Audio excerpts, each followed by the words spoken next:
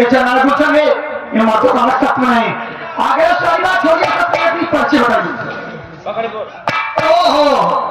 एक मतलब सब है नहीं कि हमार लेबू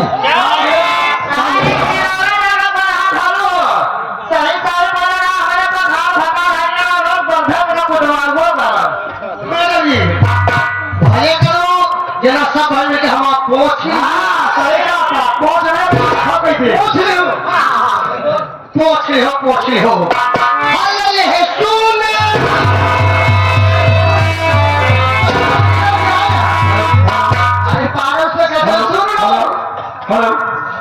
सुन सुन लो हम कहिए सुन लो मैं भी मैं बता रहा हूँ मैं कहाँ से आ रहा हूँ मैं कहाँ जा रहा हूँ हम बहुत परिवार में घर खान किसान लगा लड़का लोग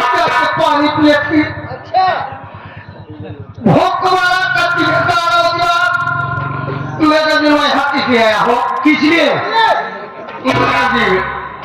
हम लोग क्या सोच रहे हैं कहने वाला गरीब इंसान हो नौकरी करना चाहते हो लेकिन तुझे मालूम होती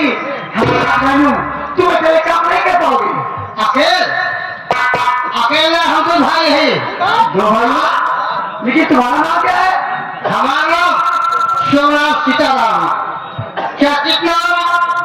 हमारा नाम क्या है हमारा नाम है ज्ञान हमारे भाइयों का नाम है जिसलावा ऐसा करा हाँ तो पहले भैया बुलवाया नौकरी दे बहुत अच्छा